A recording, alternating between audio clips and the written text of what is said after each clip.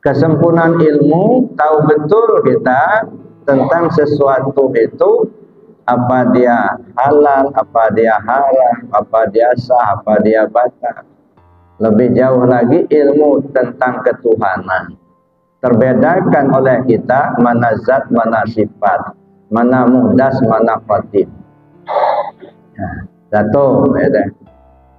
Nah, lalu kemudian terpahami secara hakikat, kesempurnaan hakikat. Ya. Kesempurnaan hakikat ini artinya kita tahu betul hakikat daripada diri kita ini siapa, sehingga kita tidak mengambang dalam mengamalkannya. Ya. Kesempurnaan ma'rifat juga begitu. Kesempurnaan ma'rifat itu tidak boleh kita istilahnya apa ya, tadakhul. Tidak ada istilah tadakhul. Tadakhul itu masuk memasuki. Bukan Allah itu masuk ke tubuh kita, bukan. Ya, makanya di dalam kajian tasawuf itu ada istilah apa namanya, ittihad. Nah, kalau ittihad itu menyatu. Ya. Kalau menyatu itu berarti ada dua unsur yang berbeda. Jadi kita bukan menyatu dengan Tuhan, bukan. Kalau kita menyatu dengan Tuhan, berarti kita ada, Tuhan ada. Nah, jadi bukan dalam artian menyatu. Jadi tidak, makanya sebagian ulama menolak istilah ittihad. Juga itu memasuki. Nah, karenanya harus ada kesempurnaan ilmu, kesempurnaan hakikat, kesempurnaan ma'rifat. Itu satu pemahaman dalam kita membincangkan keharaman anjing dan keharaman babi. Lalu kemudian ya, ada hadis yang menjelaskan kalau ada anjing di rumah, malaikat tidak mau masuk. Ya. Maka kita secara fikih kita nggak mau melihara anjing. Walaupun kadang-kadang, maaf ini Bapak Ibu, kadang-kadang anjing itu lebih manusiawi dari manusia.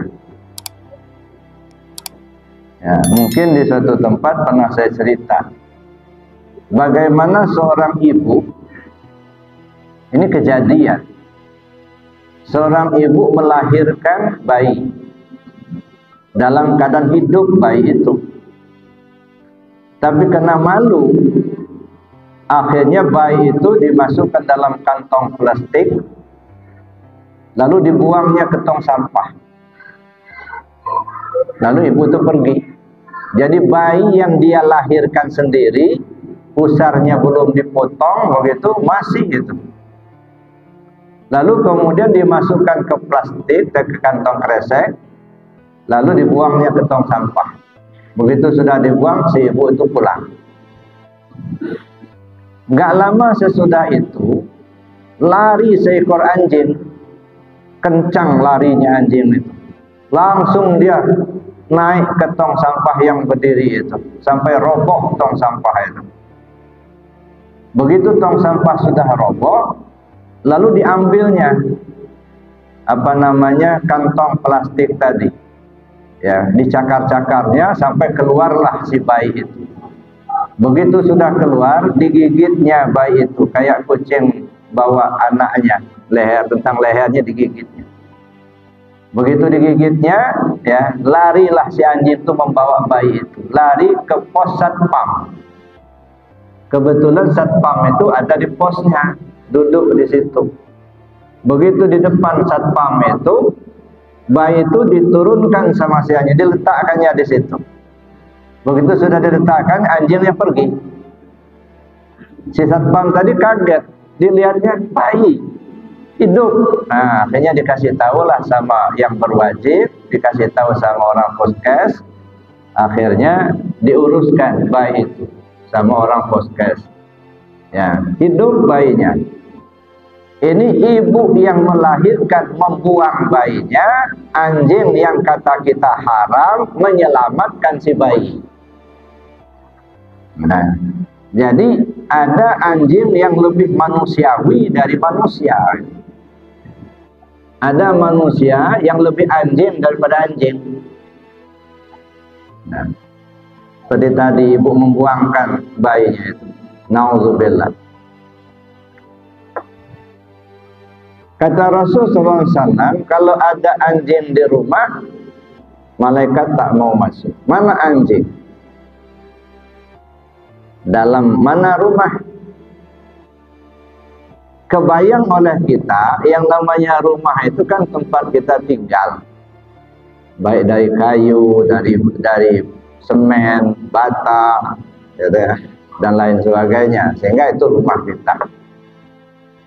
Makanya kita nggak mau melihara anjing di rumah kita berdasarkan hadis itu, pengertian syariatnya benar ya. Tetapi secara ma'rifat, secara hakikat, mana rumah? Qalbul mu'minin baitullah. Hati si al-mu'min itu baitullah, itu rumahnya Allah. Mana hati? Nah, di sini. Nah, kalau di hati kita yang disebut dengan baitullah itu rumahnya Allah, ada anjing di situ, malaikat nggak mau masuk, Pak. Ketenangan tak ada. Anjingnya mana? Iri, dengki, hasud, hubul mal, hubul jah, merasa benar sendiri, merasa hebat sendiri, merasa pintar. Itu anjing semua itu, Pak. Jangankan banyak anjingnya, satu ekor aja nongkrong di situ, malaikat nggak mau datang. Artinya apa? Nggak ada ketenangan. Satu ekor anjing aja, namanya iri, nongkrong di situ, sudah nggak ada tenang. Biasanya kalau iri sudah di sana, adiknya datang, dengki. Kalau dengki sudah bersama iri, keponakannya datang pula tuh, hasud namanya. Mulai cuap-cuap ke sana sini, bubar, bisa bubar sekampung, Pak. Gara-gara anjing ada di rumah. Ya, maka yang dimaksud haram di situ, anjing di situ haram, artinya sifat-sifat kita yang ada di dalam. Ya, iri, dengki, hasud, gitu ya. Pendendam, itu anjing semua. Nah, usir tuh, jangan sampai ada di rumah. Anjing yang seperti itu jangan ada di hati. Ya, kalau ada satu saja malaikat nggak mau datang, artinya nggak ada ketenangan dalam hidup kita. Melihat kawan baru beli motor baru, iri, Masya Allah. Motornya baru, kemarin dia mulai fondasi rumah. Dari mana dia duit ya? Boleh iri itu kalau melihat orang berilmu lalu diamalkan ilmunya. Nah, iri kita, Pak. Ya, Masya Allah, baru masih anak-anak dia sudah hafal khataman. Saya sudah tua kok nggak hafal-hafal, iri. Nah, boleh begitu. Ini anak-anak baru 6 bulan belajar sudah lancar khataman. Kita sudah 1,5 tahun belajar nggak hafal tawasul, juga nggak hafal. Iri sama anak-anak, nggak apa-apa. Ya, ngelihat ada orang kaya, murah benar dia bersedekah, rajin ibadahnya, ngiri kita dengan orang seperti itu. Boleh. Supaya meningkatkan. Kita ingin pula beribadah yang banyak. Kalau punya duit kita ingin banyak bersedekah juga. Artinya mendapatkan jalan yang baik gitu ya.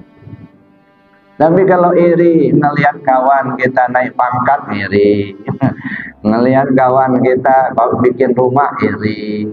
Nah, jadi irinya bukan pada iri yang positif, tapi selalu menjadi negatif. Nah, jadi itu haramnya atau nama anjing itu tadi. Nah, dibasahnya itu bukan pada airnya, bukan pada anjingnya, bukan pula pada tangan kita, gitu ya. Ketika basah. Jadi artinya mengamalkan ilmu yang tidak sempurna. Ya, bagaimana akan sempurna pengamalan kalau ilmunya tak ada? Maka kita perlu ada kesempurnaan ilmu.